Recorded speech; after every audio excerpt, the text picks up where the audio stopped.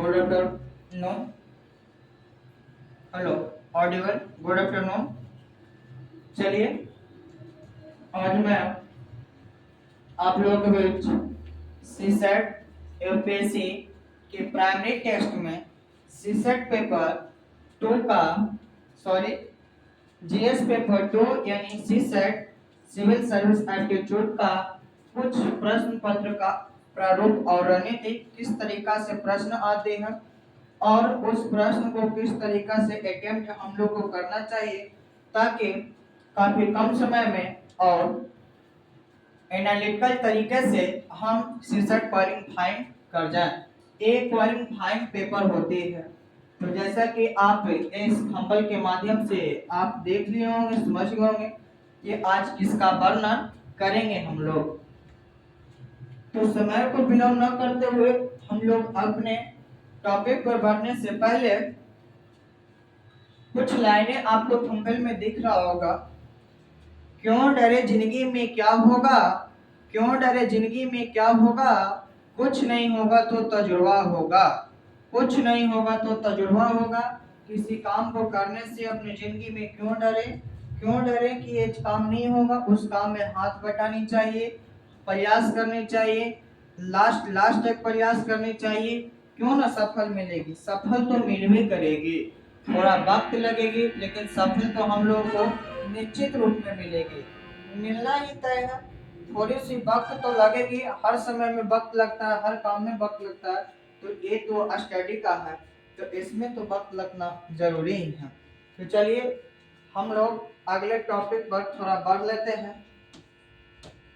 अगला हम लोग का स्लाइड क्या आ रहा है, चलिए प्रश्न पत्र की प्रारूप को हम लोग देखते हैं। किस चीज का देखेंगे, प्रश्न पत्र का प्रारूप, किस प्रकार की प्रश्न आती है हम लोगों का, उसी को हम लोग क्या करेंगे, वर्णन करेंगे। क्या करेंगे, वर्णन करेंगे। तो आज हम लोग इसी को वर्णन करेंगे।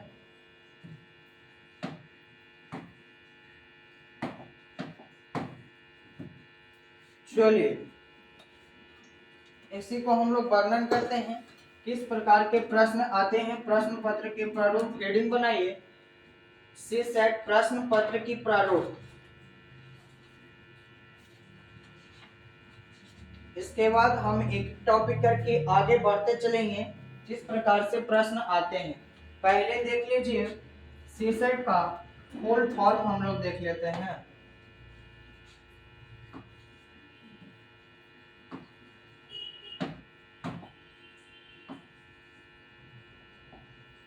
कलरफुल के ऑप्शन है तो हम लोग कलरफुल से देखेंगे। जिस चीज की व्यवस्था नहीं है तब तो हम लोग उसके लिए नहीं कुछ कर पाते हैं, जब व्यवस्था है तो कोई दिक्कत नहीं, मैं यूज कर सकता हूँ।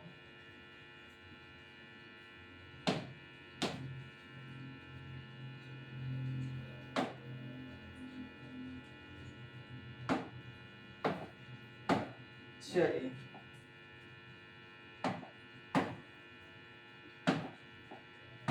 इसका फुल फॉर्म देख लेते हैं।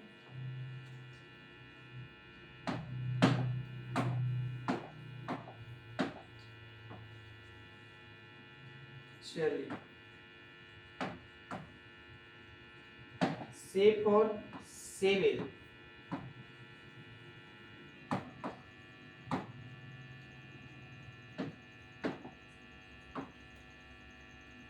S for services,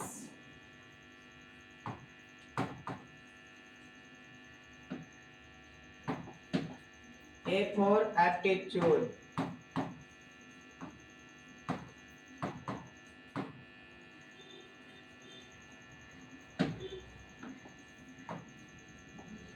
A for T for test। यानी हम लोग का फुल फॉर्म आया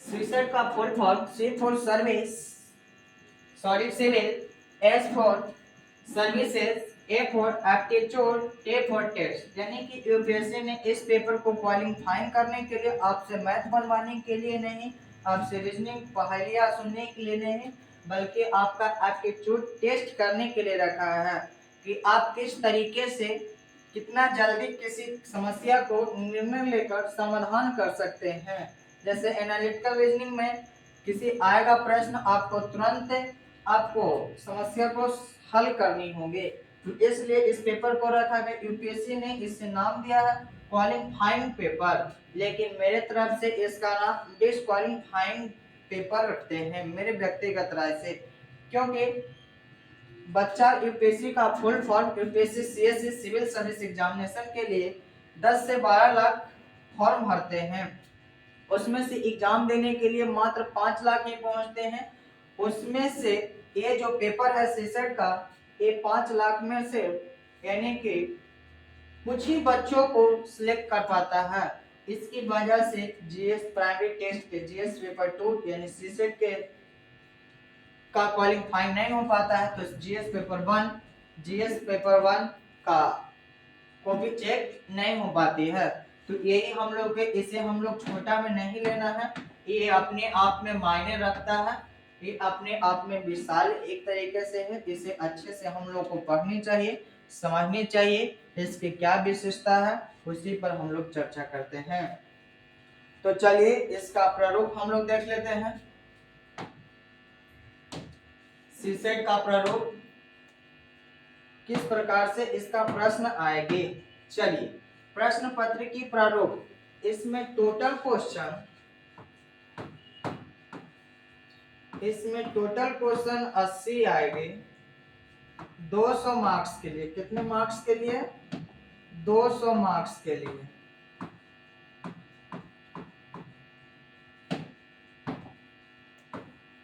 अस्सी क्वेश्चन आएंगे तो 200 मार्क्स के लिए। एवरी क्वेश्चन, प्रत्येक क्वेश्चन कितने मार्क्स का होगा? प्रत्येक क्वेश्चन 1.5 मार्क्स का होगा, यानी कि number of question every question 2.5 marks का होगा।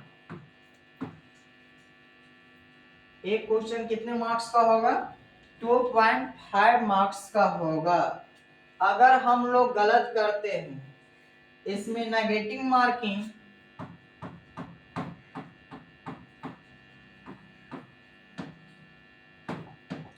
नेगेटिव मार्किंग 1/3 होगा, यानी कि 2.5 पॉइंट 2.5 का 1/3 हम लोग का आ जाएगा 0.8 थ्री समथिंग्स, यानी कि हम लोग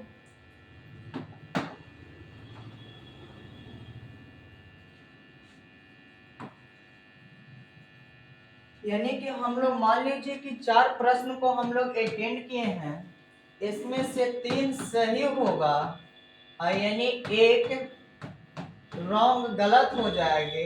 तो हम लोग का 3 जो सही हुआ उसमें से एक तो गलत हुआ, उसका 2.5 मार्क्स तो हम लोगों का कैंसिल होवे करेगा। जो 3 प्रश्न सही हुआ है उसमें से 0.8 धीरे negative marking plus 0.83 somethings minus हो जाएगी, यानी कि 3.33 समथिंग्स मार्क्स का नुकसान एक क्वेश्चन गलत करने पे हमको होती है। ये मत समझिएगा कि एक क्वेश्चन गलत किए तो हम लोगों का 2.5 मार्क्स ही कैंसिल होती है। 2.5 मार्क्स तो उसके हिस्से की होवे करती है, उसमें नेगेटिव मार्किंग सही में से 0.83 समथिंग्स कैंसिल होती है। तो इतना हम लोगों का मार्क्स आ गया। 2.5 मार्क्स का 1/3 0.883 नेगेटिव मार्किंग में हम लोगों का गलत हो जाता है। आप देख लेते हैं इसमें कितने पेपर आते हैं, कौन कौन से पेपर यूपीएससी में इसका पढ़ना होता है। तो मैथ को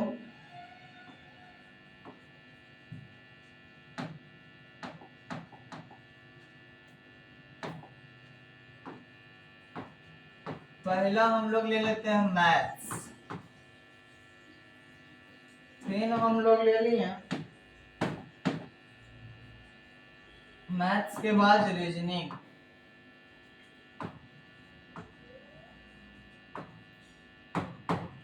रीजनिंग ले लिए। रीजनिंग के एक विषय में कॉम्प्रिहेंशन ले लेते हैं।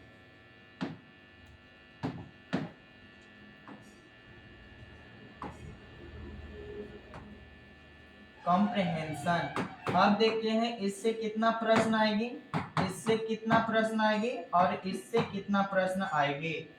तो मैथ से करीब 28 से 30 क्वेश्चन आती है। मैथ से करीब 28 से 30 क्वेश्चन, 28 से 30 क्वेश्चन मैथ से आती है। और रीजनिंग से हम लोग का क्वेश्चन 18 से 20 क्वेश्चन आती है। 18 से 20 क्वेश्चन आती है। और कॉम्प्रिहेंशन से हम लोग 25 से 27 एवरेज क्वेश्चन लेते हैं हम लोग, 25 से 27 क्वेश्चन आती है। ये यानी कि हम लोग का जो सिलेबस है उसी को हम लोग देखते हुए आगे हम लोग इसे बढ़ेंगे चर्चा करते हुए।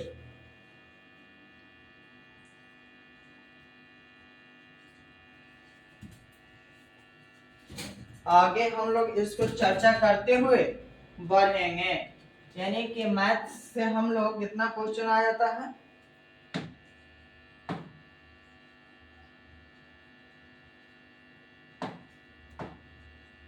चलिए अब आप लोग देखिए, अब आप लोग का दिख रहा होगा तो बढ़िया से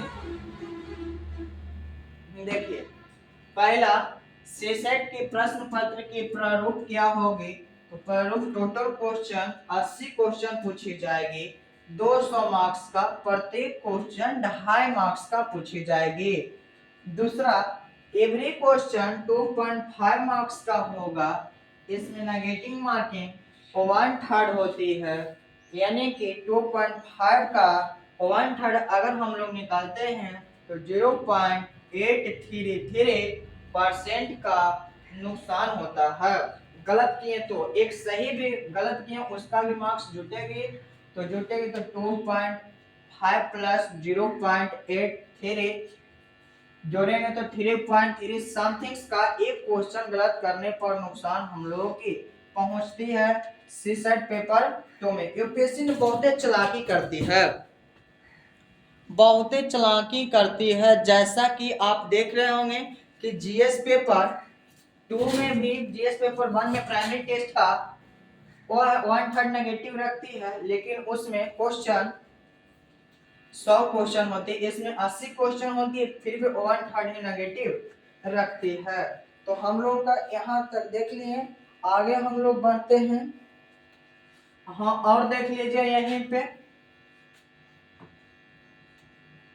यूपीएससी में कितना मार्क्स ले आए तो हम लोग क्वालिफाइंग कर जाएंगे।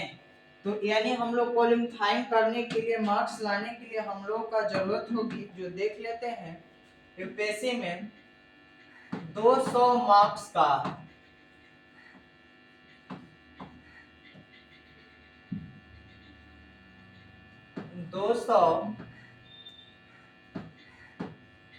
200 का 30% मार्क्स लाना है।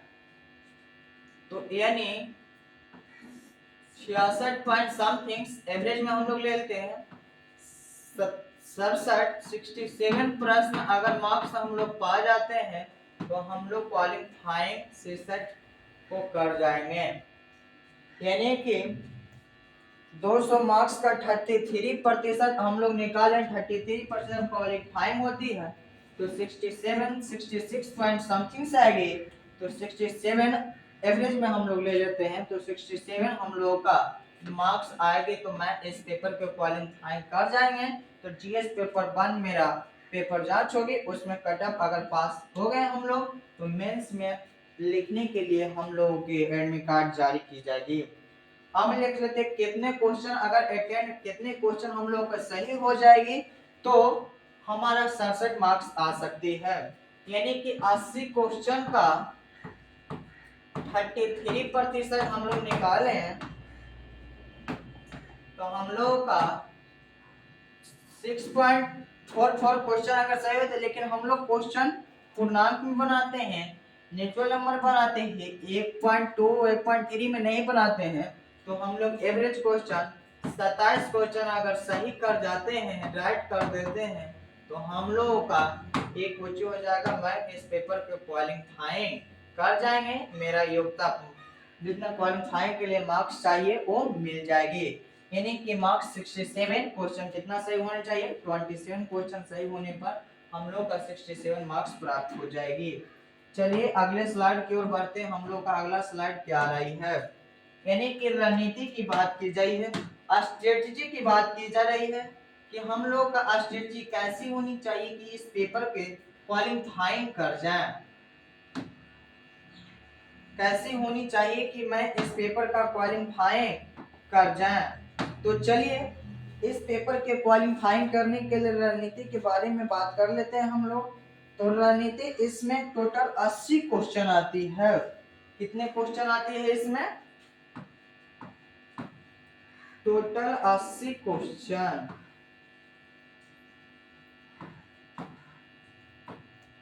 80 क्वेश्चन आती है। 80 क्वेश्चन कितने फील्ड से आती है, 3 फील्ड से, यानी मैथ्स, रीजनिंग और कॉम्प्रिहेंशन से आती है। 3 फील्ड से हम लोगों का क्वेश्चन आते हैं।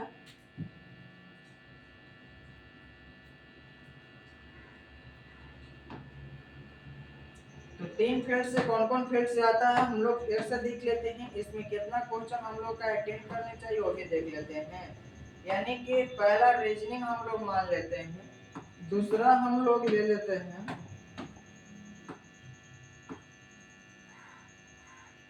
मैथ्स ले लेते हैं, और तीसरा हम लोग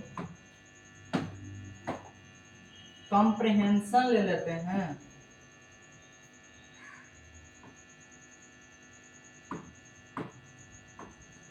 कॉम्प्रिहेंशन यानी कि हम लोग का मैथ से रीजनिंग में क्वेश्चन कितना आएगी, मैथ में कितना आएगी, और कॉम्प्रिहेंशन से कितना प्रश्न पूछे जाएंगे। तो कॉम्प्रिहेंशन से 27 क्वेश्चन आपको पूछी जाएगी। कितने क्वेश्चन का मान करते ही यूपीएससी एवरेज में 27 क्वेश्चन ले लेते हैं। इसमें से हम लोगों का 12 से 15 क्वेश्चन अटेंड करना चाहिए, बनाना चाहिए। मैथ से हम लोगों का क्वेश्चन, मैथ्स में हम लोग का क्वेश्चन 33 क्वेश्चन एवरेज में ले लेते हैं, यानी 30 से 35 क्वेश्चन, 33 क्वेश्चन एवरेज में ले लिए। इसमें से हम लोग का अटेंड 20 क्वेश्चन करनी चाहिए। ये हम लोग का रणनीति हो रही है। अगला देखिए, रीजनिंग में 12 से 15 प्रश्न तो आते हैं, तो एवरेज में हम लोग 15 प्रश्न ही लेते हैं। 15 प्रश्न में से हम लोगों को 10 प्रश्न अटेंड करनी चाहिए। रीजनिंग में 15 प्रश्न एवरेज में लेते हैं, तो उसमें हम लोगों का 10 क्वेश्चन अटेंड करते हैं। अगर मैथ्स में 33 क्वेश्चन एवरेज में लेते हैं, तो उसमें 20 क्वेश्चन नॉर्मली हम लोग का अटेंड करने चाहिए। और कॉम्प्रिहेंशन में 27 क्वेश्चन, तो 12 से 15 क्वेश्चन हम लोगों को अटेंड करनी चाहिए, ताकि हम लोग इस पेपर की क्वालिफाइंग कर जाएं। इस पेपर की क्वालिफाइंग करने के लिए सही मात्र क्वेश्चन हम लोग की कितना चाहिए, सही मात्र क्वेश्चन हम लोग को 27 क्वेश्चन ही चाहिए। कितने क्वेश्चन चाहिए, 27 क्वेश्चन अगर सही हो जाए तो हम लोग इस पेपर को क्वालिफाइंग कर जाएंगे। इसमें क्वालिफाइंग के लिए मार्क्स पिछले स्लाइड पर बताए थे, 200 में से हम लोग का मात्र 67 मार्क्स ही चाहिए, तो मैं इस पेपर की क्वालिफाइंग कर जाएंगे। अब आगे मैं बताते हैं कि इस प्रश्न को क्वालिफाइंग तो करेंगे, लेकिन कितने प्रश्न को, लेकिन कितने प्रश्न अटेंड करें कि हम लोगों का गलत भी हो जाए और 27 प्रश्न सही हो जाए। तो इसी के थोड़ी सी चर्चे अगले स्लाइड पे हम लोग करते हैं कि कितने प्रश्न हम लोग सही करेंगे और कितने बनाएंगे, तो हम लोग के ये शीर्षक की नैया पार लग जाए। सॉरी, इस पे टाइमिंग की बात नहीं की, थोड़ा टाइमिंग की बात कर लेते हैं। चलिए, यूपीएससी ने टाइम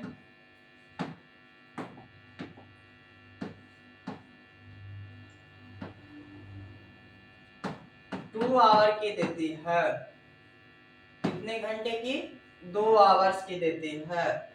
यानी कि प्रत्येक प्रश्न यानी 120 मिनट देती है। कितने देती है? 120 मिनट। 120 मिनट को 80 से अगर भाग दें तो हम लोग को आ जाएगा 3/2 यानी 1.5 मिनट्स एक प्रश्न के लिए हम लोगों का मिलती है। 1.5 20 मिनट टोटल क्वेश्चन करना है। नहीं, कितने मिनट मिलती है? 2.5 मिनट प्रश्न। प्रत्येक प्रश्न के लिए हम लोग यूपीएससी टाइम देती है, तो इससे एवरेज में टाइम एवरेज काफी रहती है, काफी ठीक ठाक रहती है टाइम, क्योंकि 80 प्रश्न में ही 2 घंटे ही करना है, तो ठीक ठाक टाइम रहती है। तो हम लोग एक प्रश्न के लिए यूपीएससी ने कुछ टाइम डिमांड 2.5 मिनट की करती है। आप इसमें अगर हम देख लें कि कितना प्रश्न करें कि क्या करें कि हम लोग इस सब पेपर की क्वालिफाइंग कर जाए, तो देख लेते हैं कितना प्रश्न करनी चाहिए।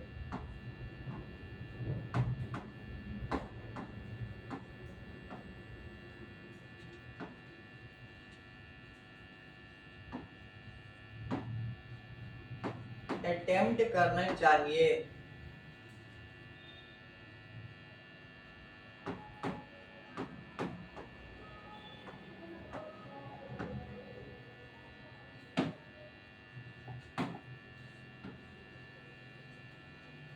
चलिए देख लेते हैं। अगर हम लोग अटेम्प्ट प्रश्न के ऑप्शन ले लेते हैं,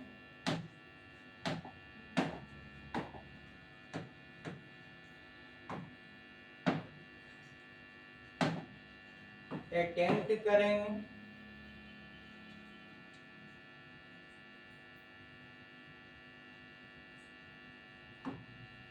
रॉन्ग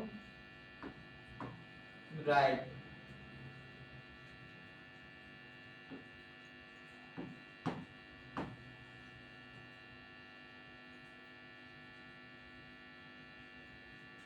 चलिए, अगर हम लोग 31 प्रश्न क्वेश्चन अटेम्प्ट करते हैं तो हम लोगों का अगर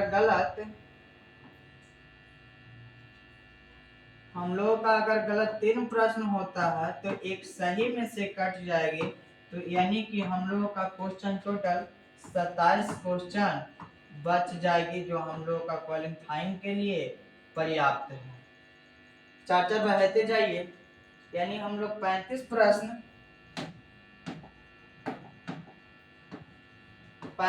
प्रश्न अगर अटेंड करें तो हम लोग अगर 6 प्रश्न गलत कर दें तो 2 सही में से कट जाएगी, फिर भी 8 कैंसिल हो जाएगी, तो फिर भी हम लोग का 27 प्रश्न नेट क्वालिफाइंग के लिए बच जाएगी। हम लोग क्वालिफाइंग इस पेपर को कर जाएंगे।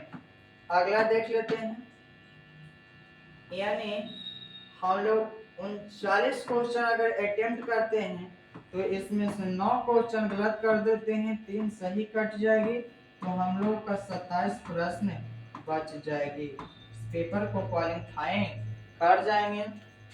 अगर हम लोग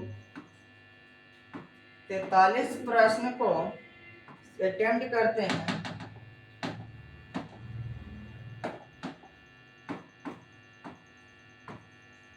तो हम लोगों को 12 क्वेश्चन अगर गलत हो जाए, 3 सही कट जाए, सॉरी यहाँ पे एक होंगे, नहीं सही, यहाँ पे अगर 4 क्वेश्चन सही वाले कट जाएगी यानी 16, तो हम लोगों को नेट प्रश्न 27 क्वेश्चन बच जाएंगे जो क्वालिफाइंग के लिए पर्याप्त है। अगला अगर हम लोग 27 क्वेश्चन अटेम्प्ट किए, अगर 16 क्वेश्चन कट गए तो 5 क्वेश्चन सही में से कट जाएगी, तो हम लोग को 27 क्वेश्चन नेट बच जाएगी।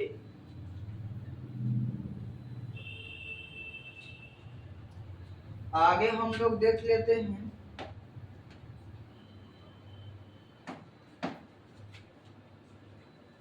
इसी प्रकार से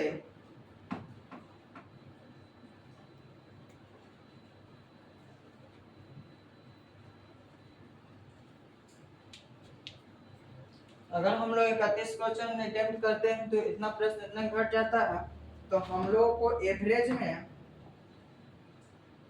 50 से 55 क्वेश्चन अटेम्प्ट करनी चाहिए। 50 से 55 क्वेश्चन को अटेम्प्ट हम लोगों को करनी चाहिए। मान लीजिए कि इसमें से हमारा क्वेश्चन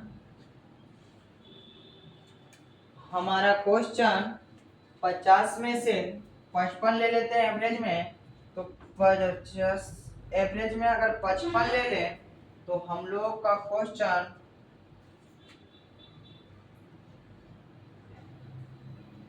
अगर कितना भी गलत हो जाए, 20 भी गलत हो, तो हम लोग क्वालिफाइंग इस पेपर को कर जाएंगे। तो हम लोगों को नॉर्मली क्वेश्चन जो अटेंड करना चाहिए वो 50 से 55 क्वेश्चन का अटेंड करना चाहिए, ताकि हम लोग तो कितना भी गलत हो जाए, मैक्सिमम से मैक्सिमम गलत हो तो अभी 27 क्वेश्चन सही हो जाए तो हम लोग इस पेपर को क्वालिफाइंग कर जाएं। चलिए आप ऐसे रूबरू हो गए होंगे। अगले टॉपिक की ओर बढ़ते हैं कि हम लोगों का क्या क्या टॉपिक है जो हम लोगों को पढ़ना है। तो मैं आज एज का सीसेट का रणनीति और प्रश्न पत्र का प्रारूप का चर्चा करते हुए आज मैं कुछ मैथ्स का सिलेबस दिखाते हुए मैथ्स का कुछ टॉपिक आज हम लोग प्रारंभ करेंगे, ताकि हम लोग का सिलेबस टाइम पे समाप्त हो और अच्छे से अंडरस्टैंडिंग की जाए,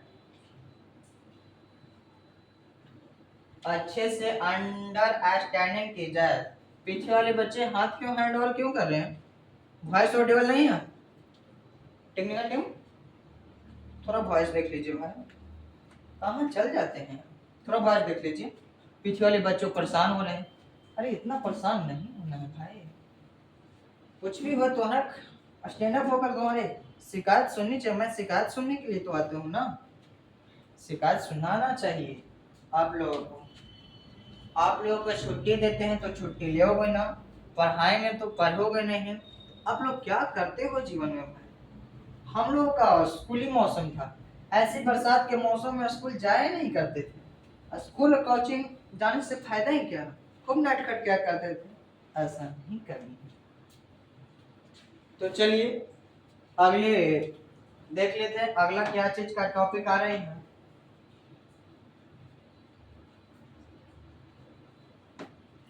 चलिए मैथ सिलेबस की बात कुछ कर लेते हैं। मेजर सिलेबस पे हम बात करेंगे, क्योंकि सब टॉपिक में इसके अंदर हम लोग बात करते रहेंगे। जिस टॉपिक का आएगी उसी टॉपिक में हम लोग बात करते रहेंगे। तो इसमें देख लेते हैं कौन कौन सा टॉपिक हम लोग का मेजर पढ़ना है। पहला देख लेते हैं हम लोग maths and HCF, LCM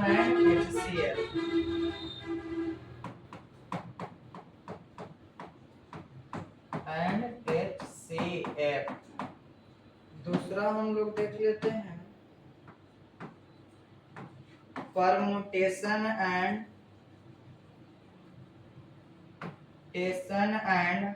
combination, क्रमचय और संचय।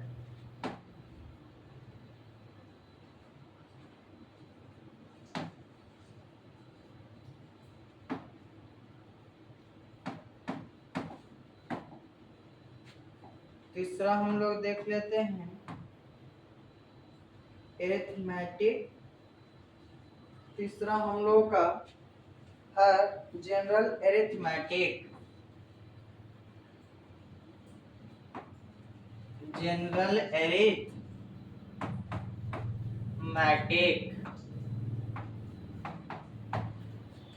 जनरल एरिथमेटिक यानी कि हम लोग को इस तीनों टॉपिक, यही तीन मेजर टॉपिक हम लोग को पढ़ना है।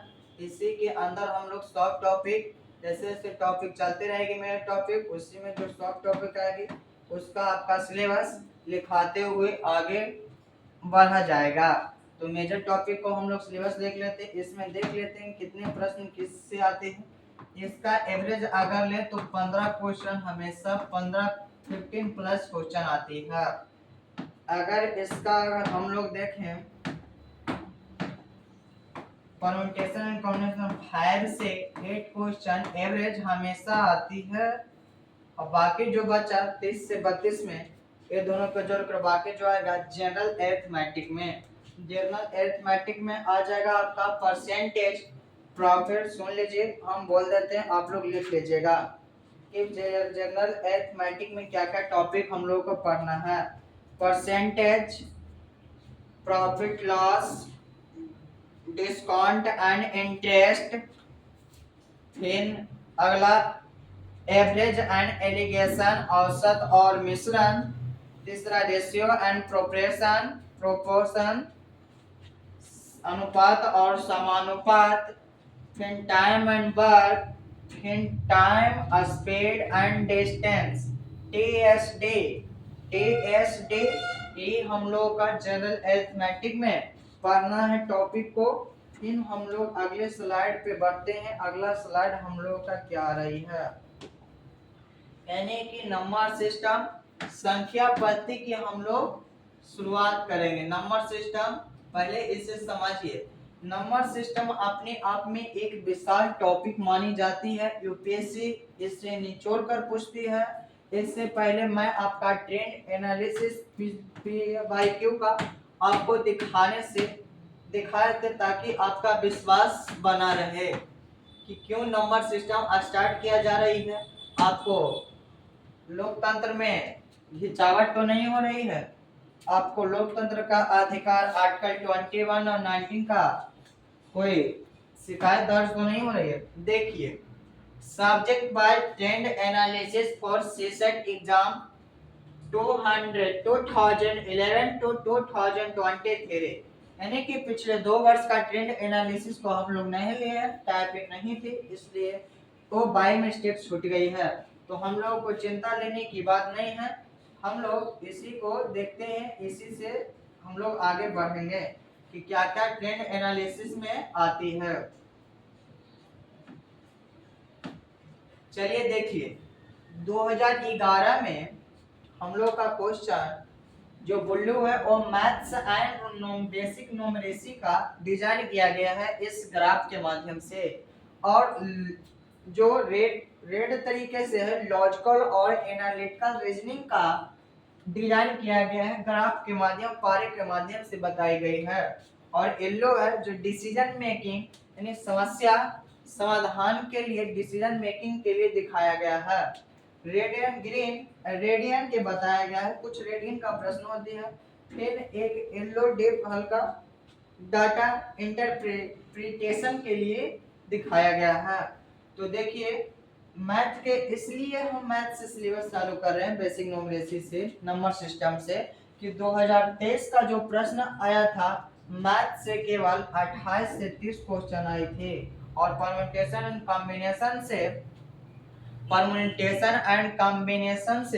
क्वेश्चन मात्र 8 आए थे और बहुत सारे सब टॉपिक को इग्नोर कर दिया था यूपीएससी। तो यूपीएससी को इसे एक्सीडेंट माने, ये नहीं कि यूपीएससी का रणनीति माने, कानून माने कि अब केवल नंबर सिस्टम से ही क्वेश्चन देगी। जब तक यूपीएससी ये प्रक्रिया 2 से 3 साल लगातार कंटिन्यूटी में अगर नहीं अपनाते हैं तब तक हम उसे एक्सीडेंट ही मानेंगे। हम लोग सभी टॉपिक को ऑल मेजर सिलेबस को इतने अच्छे से तैयार करके जाएंगे यूपीएससी एक टॉपिक से क्वेश्चन डिमांड करे या तो सभी मोड टॉपिक से डिमांड करे, हम लोग को सभी टॉपिक पढ़े तो हम लोग सभी क्वेश्चन बना सकते हैं। तो आप लोग एसएम से देख रहे होंगे कि मैथ्स के 37 क्वेश्चन आए थे 2023 में। देखिए ब्लू वाला ही पारा आपका, ग्रीन वाला ही पारा आपका ऊपर ज्यादा चढ़ा हुआ है, तो आप इससे रूबरू हो गए होंगे क्योंकि नंबर सिस्टम इसलिए स्टार्ट किया जा रहा है। आप लोगों का लोकतंत्र खतरे में नहीं डाला जा रहा है। तो नंबर सिस्टम संख्या पद्धति समझिए। संख्या पद्धति क्या है? संख्या पद्धति एक ऐसी पद्धति है, संख्या पद्धति एक ऐसी पद्धति है जिसमें संख्या को, ध्यान से सुनिए, संख्या पद्धति एक ऐसी पद्धति है, संख्या पद्धति एक ऐसी पद्धति है जिसमें संख्या को पढ़ने, समझने, प्रकट करने के लिए अंकों और सिंबल यानी चिन्हों का प्रयोग करने की प्रक्रिया को संख्या पद्धति कहते हैं। ध्यान से सुनिए, नंबर सिस्टम क्या है? संख्या पद्धति। संख्या पद्धति एक ऐसा पद्धति है जिसमें संख्याओं को पढ़ने, समझने, लिखने के लिए अंकों और चिन्हों, सिंबलों का प्रयोग करना ही संख्या पद्धति कहलाती है। चलिए इसका डेफिनेशन हम लिख ही देते हैं, आप लोग क्यों कष्ट उठाइएगा। ऐसा पद्धति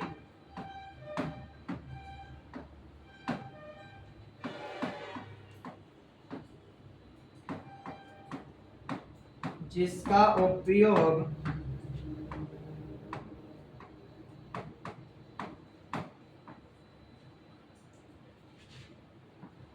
संख्या को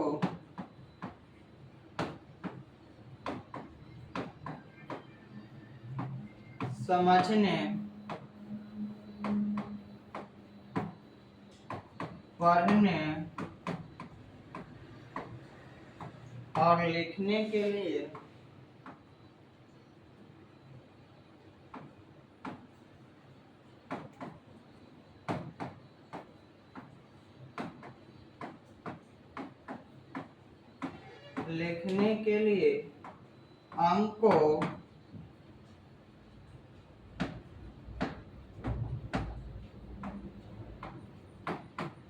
अंकों यानी डिजिट्स, अंकों और चिन्हों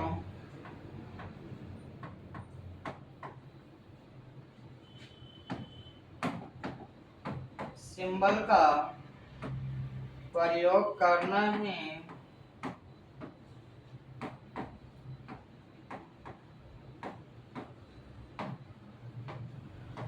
नंबर सिस्टम कहलाता है।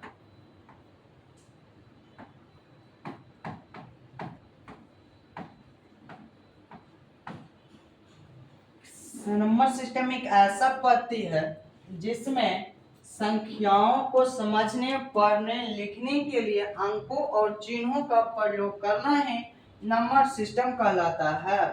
नंबर सिस्टम के कई शाखाएं होते हैं, तो अगला हम लोग पढ़ जाते हैं नंबर सिस्टम क्या है।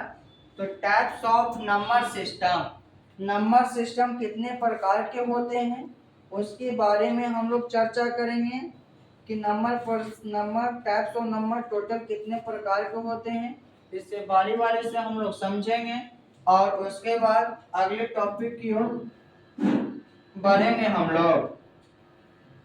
तो देख लेते हैं नंबर सिस्टम का प्रकार। किसका प्रकार? नंबर सिस्टम के कितने प्रकार होते हैं, तो देख लिया जाए।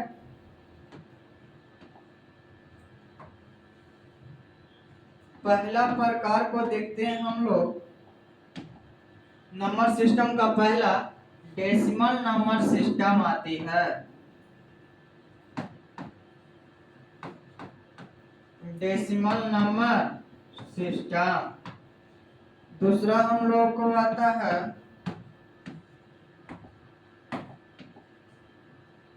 Binary number system. Sorry binary number system. तीसरा हम लोगों का आता है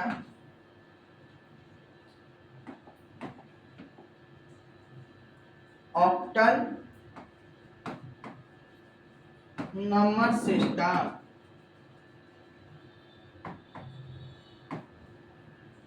और लास्ट हम लोगों को आता है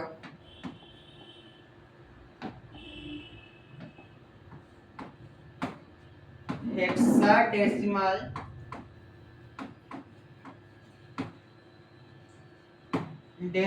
नंबर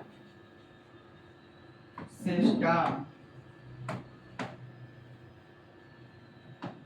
यानी कि टाइप्स ऑफ नंबर में हम लोग को 4 प्रकार के मुख्यतः नंबर आते हैं। पहला डेसिमल नंबर सिस्टम, दशमिक संख्या पद्धति। दूसरा बाइनरी नंबर सिस्टम, द्विआधारी संख्या पद्धति। ऑक्टल नंबर सिस्टम, अष्टधारी संख्या पद्धति। हेक्साडेसिमल नंबर सिस्टम, पोस्टधारी डेसिमल पद्धति। तो ये 4 प्रकार की संख्या होते हैं। बारी बारी से दोनों को अभी हम लोगों का उपयोग आम जीवन में बहुत कम होते हैं, तो ये दोनों को इग्नोर करके चलेंगे। डेसिमल और बाइनरी पर विशेष रूप से हम लोग चर्चा करेंगे। बाइनरी नंबर का अगला स्लाइड आएगी तो हम लोग चर्चा करते हैं।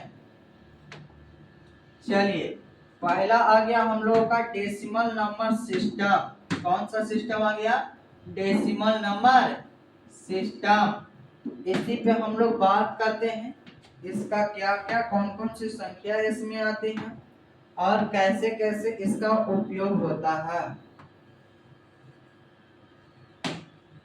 तो देखिए, समझिए, डेसिमल कहने का मतलब दशमिक पद्धति, दशमिक कहने का मतलब 10 संख्या आनी चाहिए। तो इसमें आधार के रूप में यानी बेस, आधार कितनी संख्या का डेसिमल में है? तो 10 संख्या का। कितनी संख्या का? 10 संख्या इसमें प्रयोग में लाते हैं। फिर देख लेते हैं दूसरा कौन कौन सी संख्या आता है, उस पर भी देख लेते हैं। यानी कि 0 से लेकर 9 तक डेसिमल नंबर सिस्टम में प्रयोग करते हैं।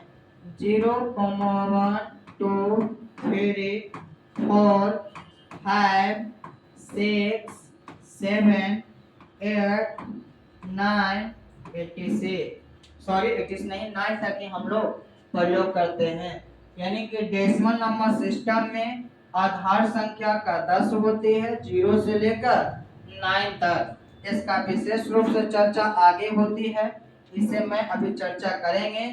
इसे चारों का कुछ कुछ आप लोगों को बता दिया जाए आधार, उसके बाद मैं इसका बारी बारी से चर्चा करेंगे। चलिए, अब देख लेते हैं बाइनरी नंबर सिस्टम में कितने संख्याओं का आधार होती है इसमें, और कितने संख्या हम लोग इसका उपयोग करते हैं, और इसका आधार कहाँ इसका उपयोग किया जाता है, तो उसी पर हम लोग चर्चा करते हैं। तो चलिए, इसमें आधार के रूप में देखते हैं कौन सी संख्या का उपयोग इसमें किया जाता है। तो इसमें बेस हम लोग 2 संख्या को लेते हैं आधार के रूप में। 2 कौन कौन सी आती है? तो 0 और 1। इसका उपयोग हमेशा आमतौर पे कंप्यूटर लैंग्वेज में की जाती है। कंप्यूटर महाशय में बाइनरी नंबर सिस्टम को उपयोग किया जाता है। कंप्यूटर महाशय जो है वो दशमिक पद्धति को अंडरस्टैंडिंग करने में सक्षम नहीं होते हैं। ये हैकर इसका उपयोग करते हैं बाइनरी नंबर सिस्टम का। इसका कैसे उपयोग करते हैं, उसे डेसिमल से बाइनरी में और बाइनरी से डेसिमल में कैसे चेंज करते हैं, उस पर भी मैं अभी बात करते हैं। उसका भी स्लाइड आप लोगों के लिए मैं लगा दिए हैं, देख लेते हैं। हाँ, बाइनरी तो डेसिमल और डेसिमल तो बाइनरी। इसके लिए पहले मैं कुछ आप लोगों का एक नोट पॉइंट लिखाते हैं।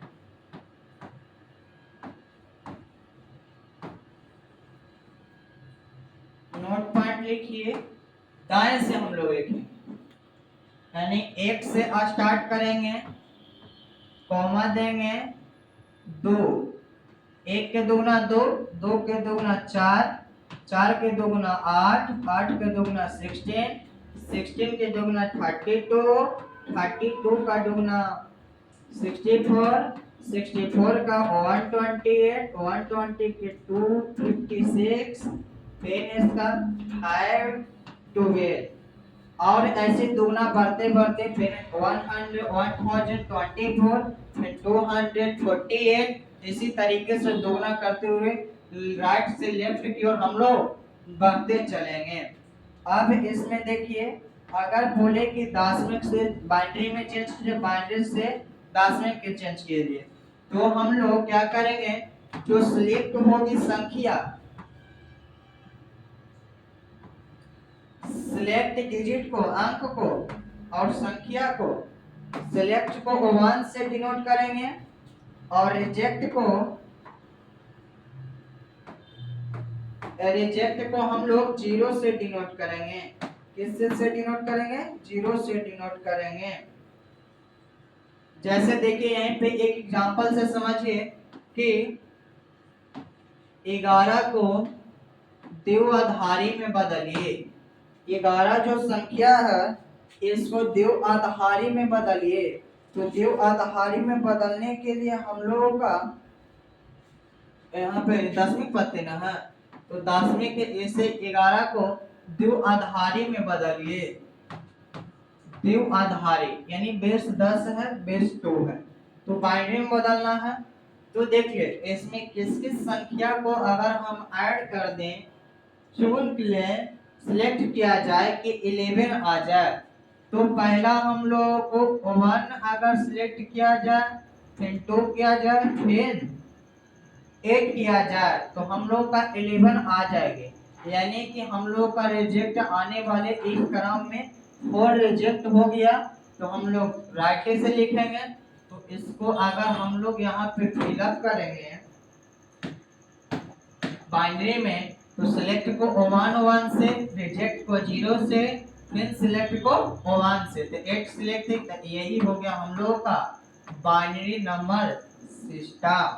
यानी कि दशमिक पत्ते में 11 दिया हुआ था, उसको अगर बाइनरी में हम लिखे हैं, तो बाइनरी में लिखने के लिए सिलेक्ट को 0 से और रिजेक्ट को सिलेक्ट को 1 से और रिजेक्ट को 0 से सूचित करते हैं। जैसे देखिए नोट पॉइंट आपको लिखाए हैं कि राइट से 1 के दोगुना 2, 2 के 4, 4 के 8 डॉट डॉट, ऐसी तरीके से मैंने दोगुना 512 तक बता दी। इसे 512 का दोगुना 1024 और 21,024 का 2 मल्टीप्लाइड 2048, इसी तरीका से आगे लेफ्ट की ओर दोगुना करते जाएंगे और हम लोग को संख्या आ जाएगी। यानी कि 11 को दशमिक पत्ती में दिया था, इसे बाइनरी पत्ती में पूछा है। अगर बाइनरी पत्ती में पूछा है तो हम लोग बोले कि सिलेक्ट को 1 से, अगर हम लोग ये दिया गया इस क्रम में नोट पॉइंट में किस किस संख्या को ऐड करें और किस किस क्रम को छोड़ें कि हम लोग का 11 मिल जाए, तो फर्स्ट में 1 जोड़े, 2 जोड़े, 4 को रिजेक्ट किए और 8 को सिलेक्ट किए, तो राइट से हम लोग का लिखना है। 2 को 1 को सिलेक्ट किए तो हम लोग को आया 1 लिखे, 2 को सिलेक्ट किए तो हम लोग को आया 2 लिखे, 1 लिखे, 4 को रिजेक्ट किए तो हम लोग 0 लिखे, और हम लोग फिर 8 को सिलेक्ट किए तो 1 लिखे। तो इस प्रकार से बाइनरी दिया हो तो दशमिक में चेंज कर लेंगे। अब हम लोग देख लेते हैं बाइनरी दिया हो, यानी कि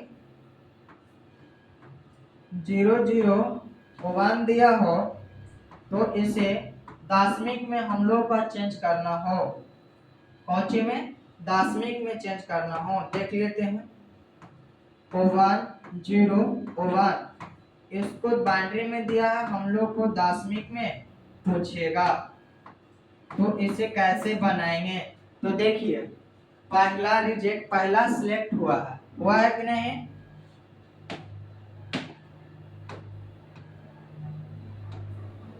देखिए पहला सिलेक्ट हुआ तो पहला सिलेक्ट करेंगे, फिर रिजेक्ट हुआ तो रिजेक्ट करेंगे, फिर जीरो है तो रिजेक्ट हुआ, फिर सिलेक्ट हुआ तो इसको सिलेक्ट करेंगे। ये दोनों जो सिलेक्ट हुआ उस संख्या को जोड़ दीजिए। तो अगर इसको हम जोड़ते हैं तो 1 और 8 9 हो जाती है। तो दशमिक में 9 का ये बाइनरी सिस्टम में दिया गया था जो हम लोग को दशमिक पूछ रहा था। एक दो क्वेश्चन और कराएंगे, उसके बाद मैं अगले टॉपिक की ओर बढ़ेंगे। हेडिंग है आपका बाइनरी टू डेसिमल या डेसिमल टू बाइनरी। तो आप लोग इसे अच्छे से समझिए और अंडरस्टैंडिंग कीजिए, फिर आगे की ओर बढ़ते हैं। बाइनरी नंबर सिस्टम का उपयोग हमेशा कंप्यूटर में की जाती है, हैकर द्वारा की जाती है, क्योंकि कंप्यूटर दशमिक पद्धति को अंडरस्टैंडिंग करने में असक्षम होती है। हेलो, चलिए आई होप कि आप लोग समझ गए होंगे। इस पर एक दो क्वेश्चन और हम लोग करवा देते हैं। पहले मैं क्रम लिख देता हूं।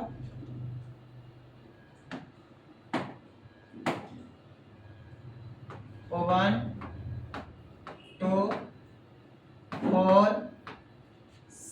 8 16 32 64 128 256 512 1024। इसी क्रम में हम लोग का ये कंटिन्यूटी बढ़ता जाएगा। तो इसी से क्वेश्चन हम लोग का डिफाइन होगा। एक क्वेश्चन और दो क्वेश्चन देख लेते हैं रिवर्स करके। चलिए क्वेश्चन नंबर देख लेते हैं हम लोग। 21 का दशमिक में दिया है, इसे बाइनरी में हम लोग को पूछ रहा है, तो इसे कैसे बना। तो 21 को तो इसे समझिए, 21 को दशमिक में तो दिया है, इसे बाइनरी में हम लोग को चेंज करना है।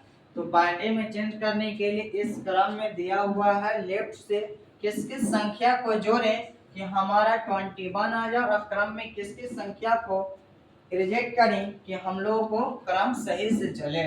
तो पहला हम लोग समझते हैं, अगर हम लोग इसको ले लेते हो 1 को अगर सिलेक्ट करेंगे, क्योंकि ये फुट संख्या है तो 1 बिना सिलेक्ट करे हम लोग का 20 नहीं आएगा।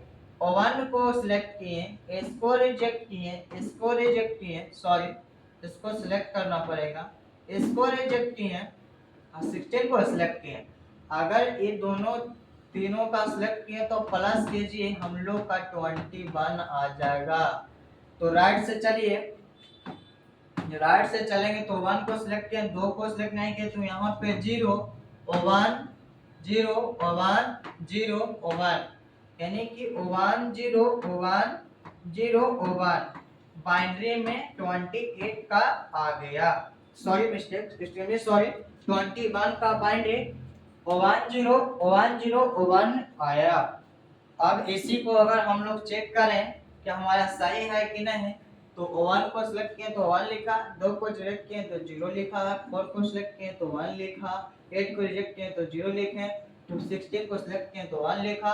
तो हम लोग का अगर जोड़ा 16 4 और 1 को जोड़े तो 21 आ जाएगा। तो हम लोग को हल क्या है, सही किया हुआ है। हल हम लोग का 100% राइट है। आप एक दो क्वेश्चन बाइनरी से डेसिमल में देख लेते हैं कैसे आती है क्वेश्चन।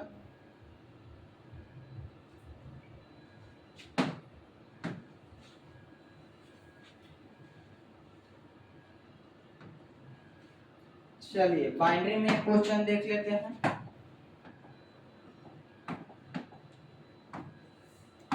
अगर बाइनरी में इतना बड़ा दिया हो और पूछ रहा होगा दशमिक में, तो देखिए इसी को क्रम में चलिए और इसे देखते हुए चलिए, हम लोग का हल तुरंत निकल जाएगा। चलिए पहला 1 को सिलेक्ट किया है ना, चलिए ठीक है। 0 2 वो लगातार कंटिन्यूटी में रिजेक्ट किया, 0 लिखा, तो हम लोग इसको रिजेक्ट कर दिए। सिलेक्ट को हम लोग रेड से, कैंसिल को हम लोग ब्लैक से। फिर देखिए फिर लगातार तीनों को कंटिन्यूटी किया है, तो हम लोग सिलेक्ट को रेड से 3 वो लगातार ले लिए। फिर देखिए फिर एगो कुछ क्या है कैंसिल किया तो फिर 0 ले कट कर दें। फिर हम लोगों का डबल लिया है तो डबल इसमें जोड़ेंगे।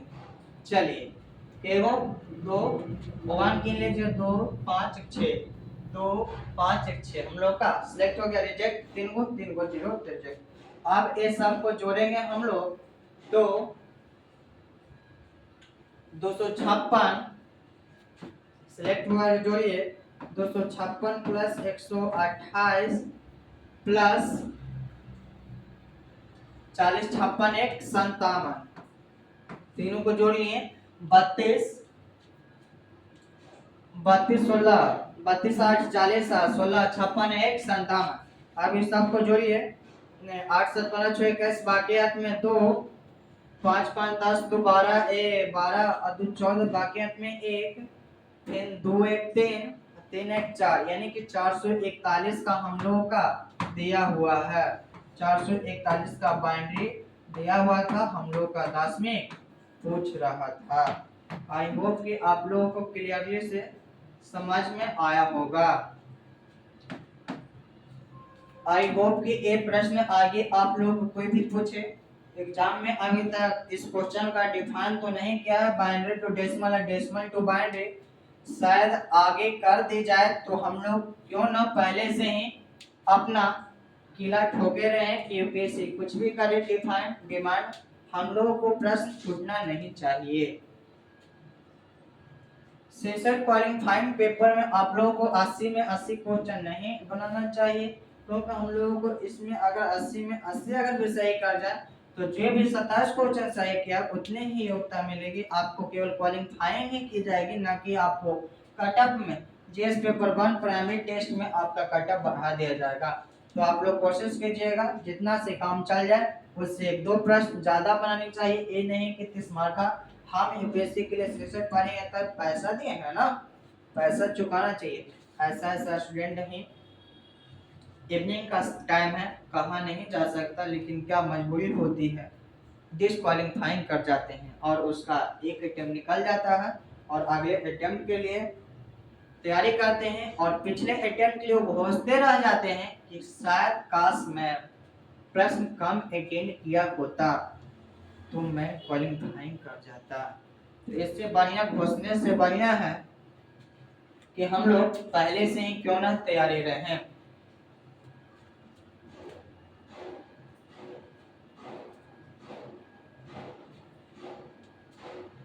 असफलता एक चुनौती है इसे स्वीकार करो, देखो क्या कमी रह गई और उसे सुधार करो। असफलता हर आदमी के जीवन में हर छात्र के जीवन में आती है। तो असफलता एक चुनौती है इसे स्वीकार कीजिए। असफलता एक चुनौती है इसे स्वीकार कीजिए, देखो क्या कमी रह गई आगे उसे सुधार करो और सफलता पाओ।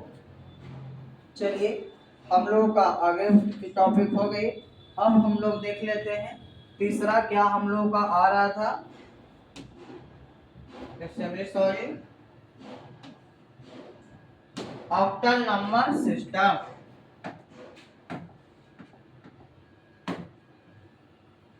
ऑक्टल नंबर सिस्टम में कितने आधार हैं, क्या क्या चीज है, इसमें क्या क्या चीज हम लोग लेकर बनाते हैं उसको देख लेते हैं। इसमें आधार ऑक्टल करने का मतलब बेस हम लोग का 8 होगा।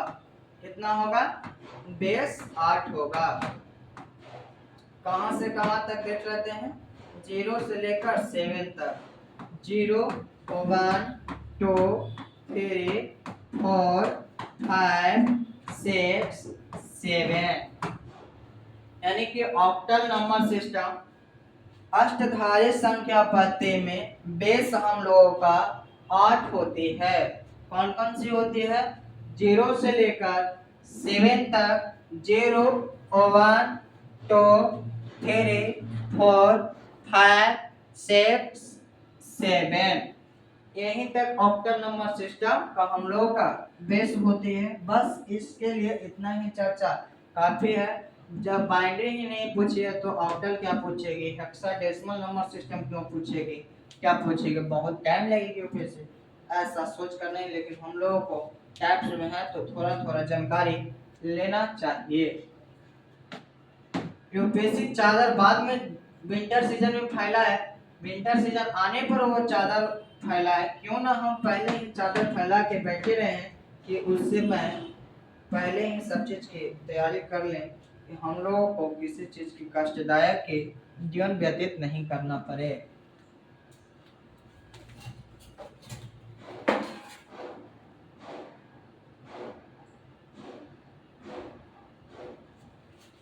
जीवन व्यतीत करना नहीं पड़े।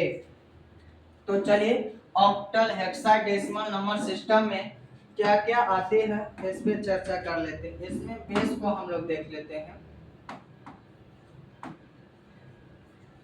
इसमें बेस 16 होती है। कौन कौन सी आते हैं?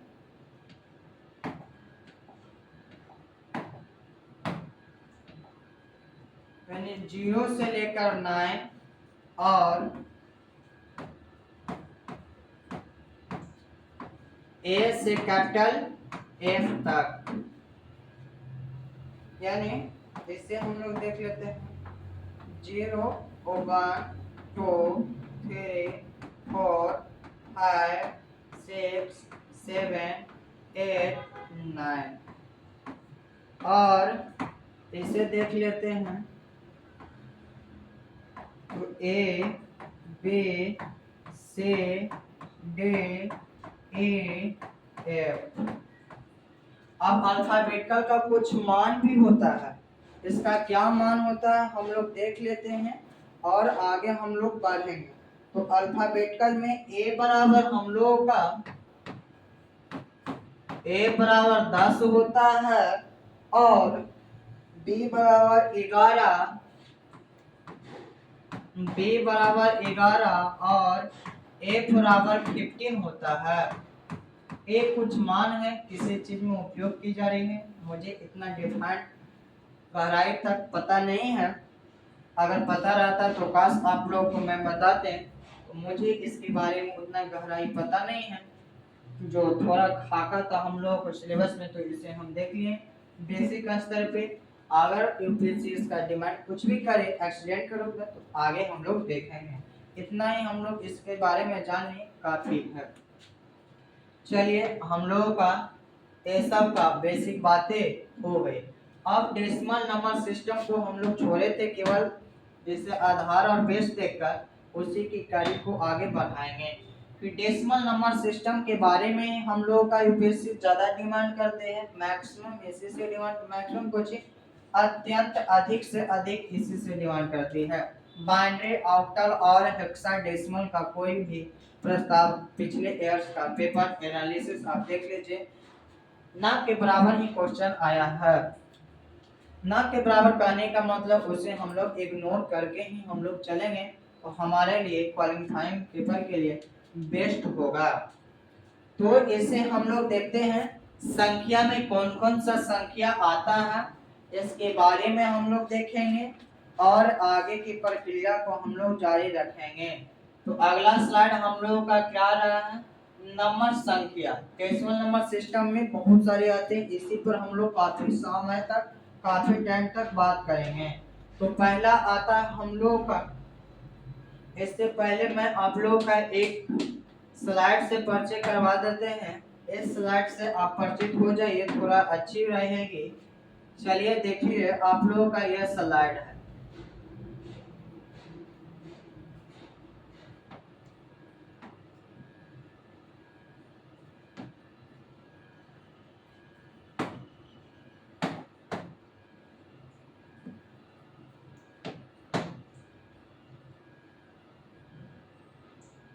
चलिए देखिए नंबर सिस्टम।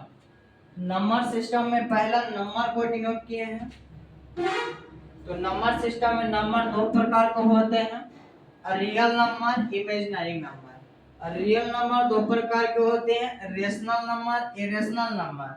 फिर इसी प्रकार से रेशनल नंबर दो प्रकार के होते हैं, फ्रैक्शन और इंटीजर्स। फ्रैक्शन और इंटीजर। इंटीजर हमारे दो प्रकार के होते हैं, एक नेगेटिव इंटीजर होते हैं, एक होल नंबर आते हैं। होल नंबर कहने का मतलब जीरो भी शामिल हो गए और पॉजिटिव इंटीजर भी शामिल हो गए। तो इसी को नेगेटिव को डिफाइन अलग कर दिए इंटीजर में। फिर होल नंबर हमारे दो प्रकार के आ जाते हैं, यानी कि नेचुरल नंबर 0 से 1 से 9 तक, और जीरो जीरो शामिल कर दिए नेचुरल नंबर में तो होल नंबर बन जाते हैं। अब नेचुरल नंबर के तीन चार कई प्रकार होते हैं, इवन नंबर होते हैं, ऑड नंबर होते हैं, प्राइम नंबर होते हैं, कंपोजिट नंबर होते हैं। तो इसी को बारी बारी से डिफाइन करते हुए हम लोग आगे की ओर बढ़ेंगे, अगले टॉपिक की ओर हम लोग बढ़ते रहेंगे। तो पहला इसमें हम लोग का किस चीज का स्लाइड आया था, उसी को हम लोग देख लेते हैं।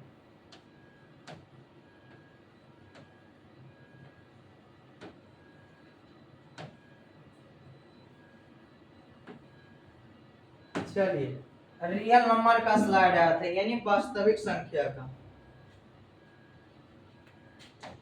सॉरी,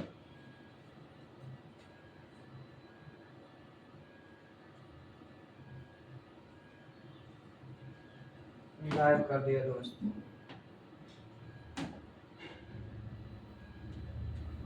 इनसे स्लाइड लाना पड़ेगा, आ जाएगा तो अच्छी बातें है।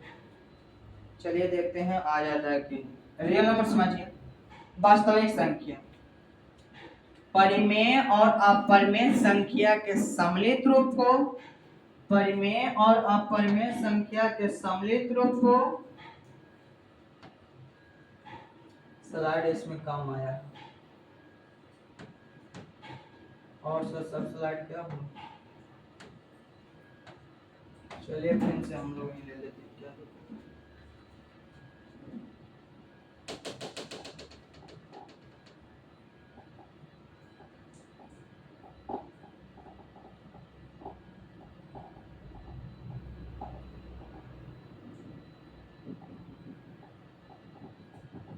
फिर से हम लोग का स्लाइड निकालना पड़ेगा दोस्त, एक मिनट। वास्तविक संख्या परिमेय और अपरिमेय संख्या के सम्मिलित रूप को वास्तविक संख्या कहते हैं। कौन सी संख्या कहते हैं, वास्तविक संख्या कहते हैं।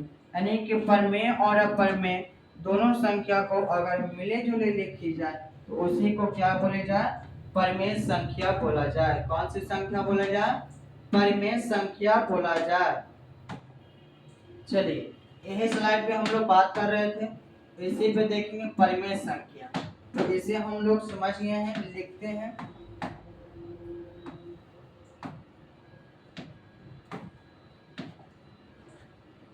परिमेय प्लस अपरिमेय संख्या को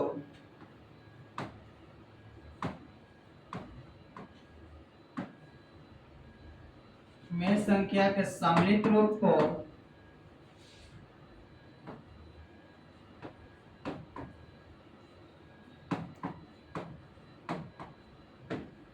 सम्मिलित रूप को ही रियल नंबर कहते हैं।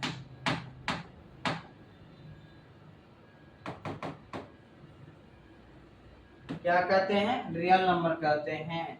एग्जांपल में हम लोग देख लेते हैं, 2 ले लिए, -2 ले लिए, √5 ले लिए, √5 ले लिए, 0 नहीं, 0 भी हो सकती है, 5/6 ले लिए, -7/11 ले लिए। ये हम लोग का क्या आ गया, डॉट डॉट एटीसी वास्तविक संख्या। कौन सी संख्या आ गया, वास्तविक संख्या आ गया हम लोगों का। आगे देख लेते हैं अवास्तविक संख्या, इमेजिनरी या तो वर्चुअल नंबर, इमेजिनरी या तो वर्चुअल नंबर। इसी को देख लेते हैं अवास्तविक संख्या को। कौन सी संख्या, अवास्तविक संख्या। इस एग्जांपल से समझेंगे ओनली, और पहले इसे समझ लेते हैं। अवास्तविक संख्या उसे कहते हैं, काल्पनिक संख्या उसे कहते हैं जिसे मैं केवल महसूस कर सकते हैं, जीवन में उसे न लिख सकते हैं, न देख सकते हैं, न उपयोग लाया जा सकता है, उसी को क्या कहते हैं, वर्चुअल नंबर कहते हैं। जैसे एग्जांपल से इसे समझते हैं हम लोग, एग्जाम्पल से हम लोग समझते हैं यानी कि √57 कॉमा 8/0। अगर कोई पूछ देवे कि अंश हर अगर 0 हो जाए तो वास्तविक होगा कि काल्पनिक, तो काल्पनिक होगा, क्योंकि इसका मान अनडिफाइंड होता है। तो अनडिफाइंड भी एक प्रकार का काल्पनिक संख्या अवास्तविक संख्या ही होती है।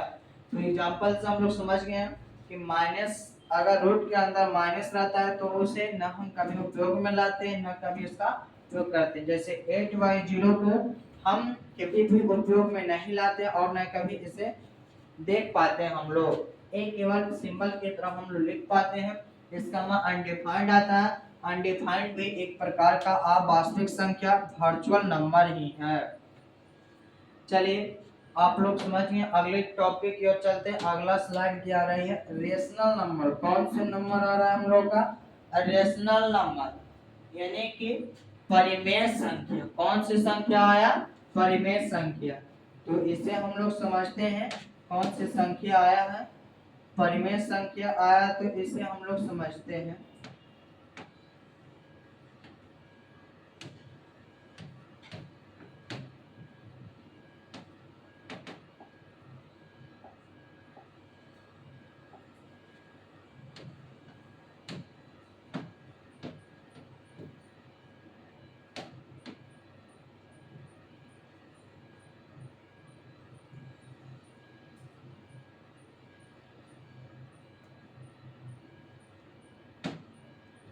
चलिए रेशनल नंबर किसे कहते हैं इसे समझेंगे, लिखेंगे।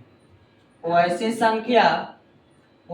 संख्या जैसे p/q के रूप में लिखा जाए, वैसी संख्या जैसे p/q के रूप में लिखा जाए जिसका q does not equal to 0 और p और q एक प्रकार का पूर्णांक यानी कि इंटीजर होनी चाहिए। क्या होनी चाहिए, इंटीजर पूर्णांक होनी चाहिए। फिर से सुनिए, उसके बाद देखेंगे, उसके बाद आप लोग डिटेक्शन होगा, फिर आप लोग समझिएगा।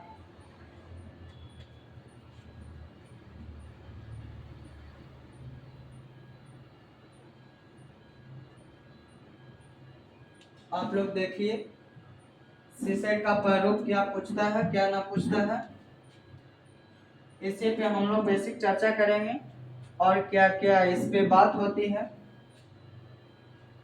उसी को हम लोग देखेंगे।